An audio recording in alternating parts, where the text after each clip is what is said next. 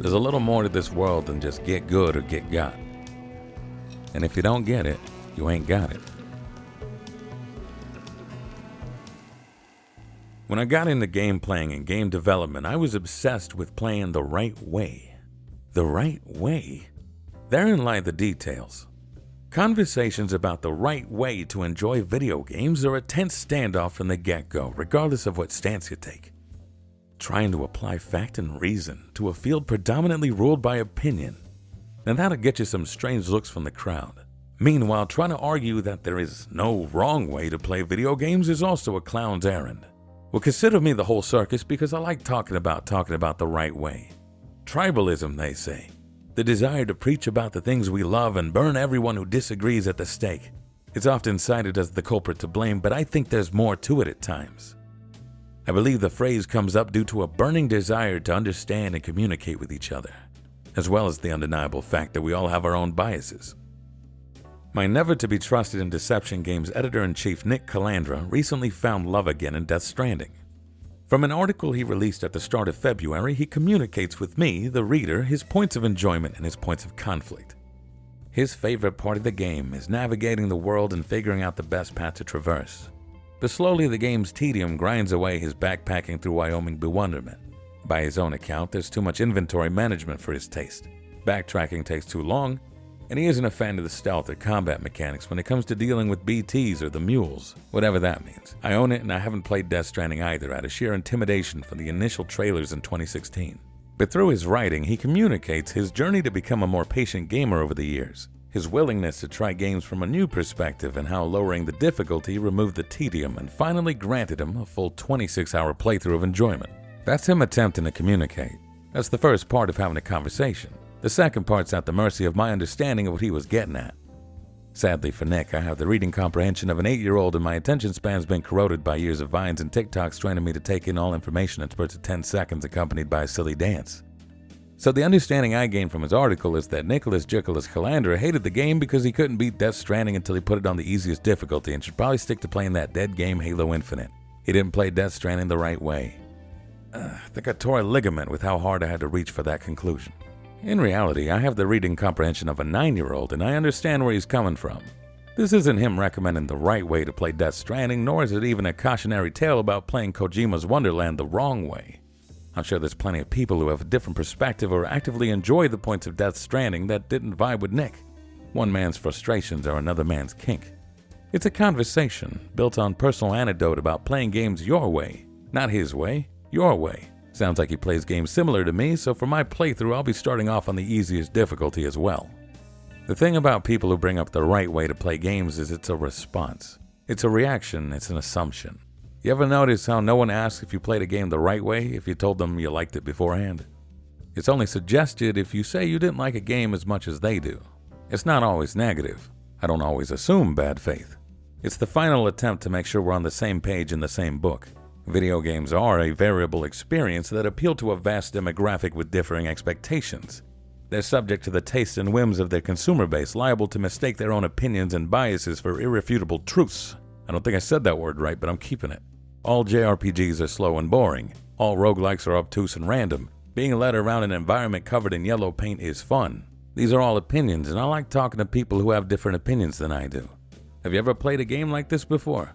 What difficulty did you play on? How did you play? Why don't you like yellow paint? Part of me is offering my assistance in troubleshooting, because I've played plenty of games I didn't quite get because they weren't in my field of faint expertise.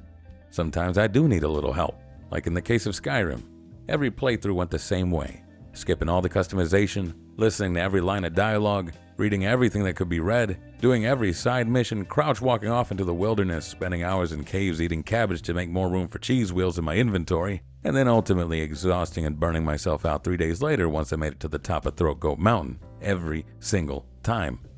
And that never stopped me from appreciating the objectively sound fundamentals. The game had my respect, it just didn't have my affection.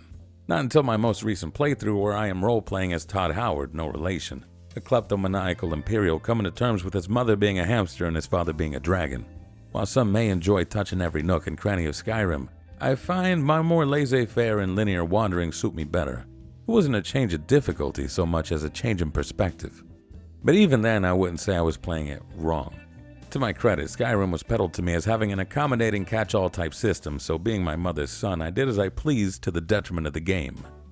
10 years later, I approach games from a healthier angle with a relatively opener mind and more sensible expectations. But games like Stray don't boast that level of complexity, nor is there much room for miscommunication, so I find it unlikely that I didn't play it the right way the first time. Its Indie Game of the Year status leaves me equally perplexed and paranoid that I missed out on something. It's easy to write off the game as a marketing miracle pandering to the internet's cat fixation, leading it to outperform other indie games featuring orange critters that were released in 2022 like Neon White, Cult of the Lamb, or Tunic. It's a pretty okay game in its own right, but did I play it the right way? Don't mistake my internal double-checking for a lack of confidence in my own taste. It's quite the opposite. I fancy myself so much I believe myself the only one suited to remind myself that I am still human. I want to be sure I understand the perspective of those that differ for the sake of fulfilling my duties to the best of my abilities. Did I play it right? Is my memento mori.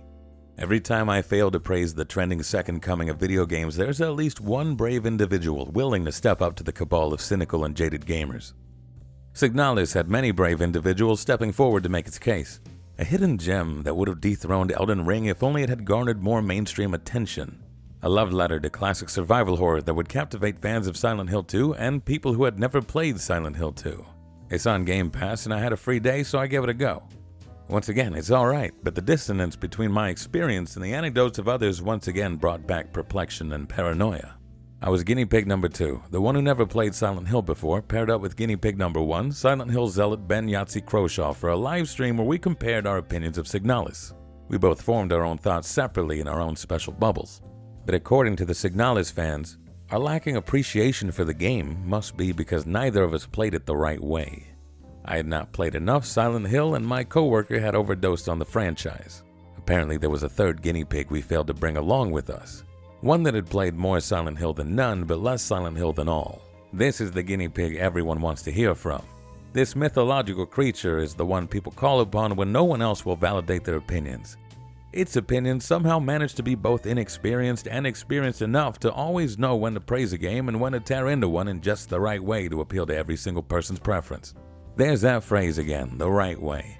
The chances of everyone that disagrees with me being incompetent are astronomically low and not representative of the whole. In the end, I don't think it matters how one plays a game. You'll never be able to play it in just the right way to stop people from wanting to get a second opinion from the third guinea pig. What matters most is the ability to express oneself in a manner that allows others and more importantly you to understand where the shortcomings occurred. In which case, don't worry about playing games the right way, go have something you can enjoy your way.